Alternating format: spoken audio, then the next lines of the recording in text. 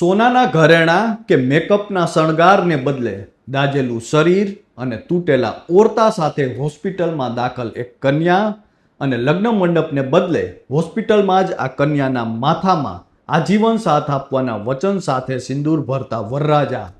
જી હા, આ કોઈ ફિલ્મની કાલ્પનિક કહાની નહીં, પરંતુ હકીકતમાં બનેલી ઘટના છે, જ્યાં ના તો કોઈ અતિથિઓ હતા, ના હતો કન્યાના શરીર પર શણગાર, ના ઘરેણાની ચમક હતી, ના રોશનીની રોનક, ના હતો જમણવાર, ના વ્યવહાર.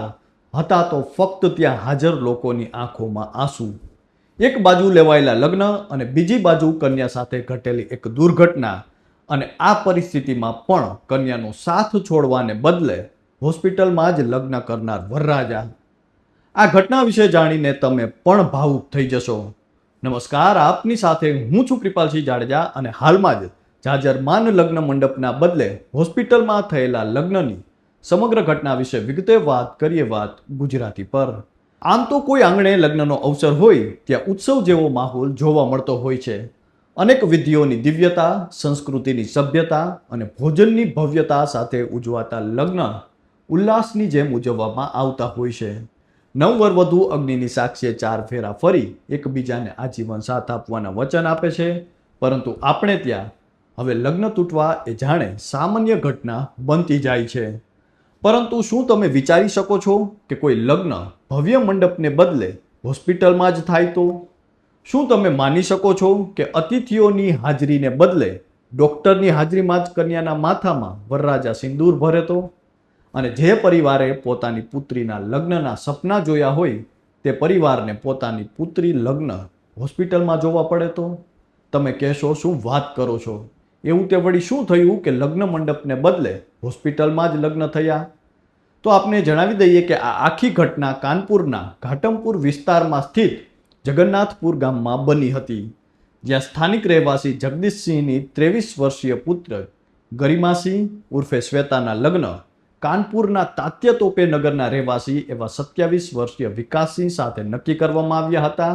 આયોજન મુજબ જ જાન ગુરુવારે આવવાની હતી, એટલે બુધવારે 13 મેના રોજ દુલ્હનના ઘરે મહેંદીનો કાર્યક્રમ ચાલી રહ્યો હતો. ઘરે સગા સંબંધીઓ અને મહેમાનોથી ભરેલું હતું, ત્યારે અચાનક એક સિલિન્ડર પાઇપમાંથી ગેસ લીકેજ થયો અને થોડી વારમાં જ ભીષણ આગ ફાટી નીકળી. આગ લાગતા ચોમેર ચીસાચીસ શરૂ થઈ. આ સાંભળીને આજુબાજુના લોકો પણ આગ ઓલવવા માટે દોડી આવ્યા. પરંતુ આ દરમિયાન ચૂલા પર મૂકવામાં આવેલી ઉકળતા તેલથી ભરેલી એક કઢાઈ ઢોળાઈ ગઈ અને આ દુઃખદ અકસ્માતમાં દુલ્હન શ્વેતા, તેના પિતા જગદીશ અને ત્યાં હાજર ફોટોગ્રાફર સહિત બીજી મહિલાઓ એમ કુલ 12 લોકો ગંભીર રીતે દાઝી ગયા. બધા પીડિતોને તાત્કાલિક ઘાટમપુર કોમ્યુનિટી હેલ્થ સેન્ટર ખાતે લઈ જવામાં આવ્યા. ત્યાંથી તેમને ગંભીર ઈજાઓ હોવાથી કાનપુર રિફર કરવામાં આવ્યા હતા.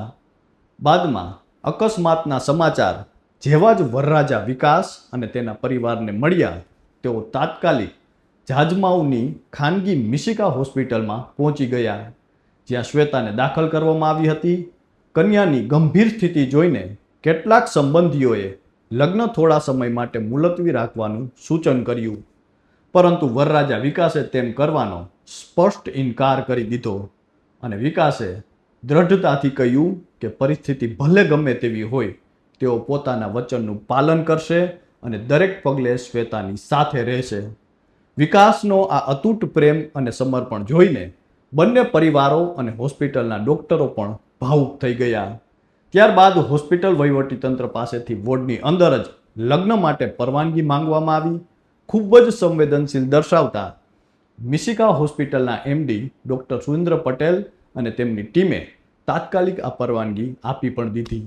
શુક્રવારે રાત્રે હોસ્પિટલના બંધ વોર્ડ લગ્ન મંડપમાં પરિવર્તિત થઈ ગયો અને હોસ્પિટલના નર્સિંગ સ્ટાફે બંને પરિવારોના સભ્યો સાથે મળીને વોર્ડને ફૂલોથી સજાવવાનું કામ કર્યું. વિકાસ હોસ્પિટલમાં પલંગ પાસે પહોંચ્યો, ત્યાં તેની દુલ્હન પટ્ટીમાં લપેટાયેલી હતી. વિકાસે ત્યાં જ શ્વેતાની માંગમાં સિંદૂર ભર્યું અને તેની પોતાની જીવનસંગીની તરીકે સ્વીકારી લીધી. આ અસાધારણ અને ભાવનાત્મક ક્ષણને જોઈને રૂમમાં હાજર ડોક્ટરો, નર્સો અને સંબંધીઓની આંખો આંસુથી ભરાઈ ગઈ. આ તકે મિશિકા હોસ્પિટલના એમડી ડૉક્ટર સુરેન્દ્ર પટેલે કહ્યું કે હોસ્પિટલ પરિસરમાં લગ્નનો આ ઘટનાક્રમ ખૂબ જ હૃદયસ્પર્શી હતો. કન્યા શ્વેતા હવે ઝડપથી સ્વસ્થ થઈ રહી છે. જોકે તેને સંપૂર્ણ સ્વસ્થ થવામાં અને રજા આપવામાં હજુ 8 થી 10 દિવસ લાગી શકે છે. અકસ્માતમાં ઈજાગ્રસ્ત થયેલા અન્ય વ્યક્તિઓની સારવાર પણ ચાલુ છે. એક અહેવાલ મુજબ વરરાજા વિકાસે કહ્યું કે તે ખાનગી નોકરી કરે છે. તેણે નક્કી કર્યું હતું કે તે સંજોગો સામે નહીં ઝૂકે અને લગ્ન અગાઉથી નક્કી કરેલા હતા તે દિવસે અને શુભ મુહૂર્તમાં જ કરવાનો તેણે સંકલ્પ કર્યો હતો. ત્યારે મીડિયા અને સોશિયલ મીડિયા પર પ્રકાશિત થયેલી આ ઘટના વિશે જાણીને લોકો પોતાની પ્રતિક્રિયા આપી રહ્યા છે અને કહી રહ્યા છે કે એક બાજુ આજે લગ્ન તૂટવા એ જાણે સામાન્ય ઘટના બનતી જાય છે. 7 ભવના વચનો 7 દિવસ પણ નથી ટકતા. ત્યારે આવા સમયે વરરાજાએ લીધેલું આ પગલું સરાહનીય છે. કારણ કે કોઈ પણ માણસ સાથે દુર્ઘટના ઘટતી જ હોય છે. આવા સમયે સાથ અને સહકાર આપવો ખૂબ જ મહત્વનો હોય છે. ત્યારે ફિલ્મોમાં આ પ્રકારની વાર્તાઓ તમે ચોક્કસ જોઈ હશે, પરંતુ હકીકતમાં બનેલી આ પીડાદાયી ઘટનાને લઈને આપ સૌનું પણ શું માનવું છે તે કોમેન્ટ કરીને અમને જરૂરથી જણાવજો. તો હાલ તો બસ આટલું જ. ફરી મળતા રહીશું વાત ગુજરાતી પર.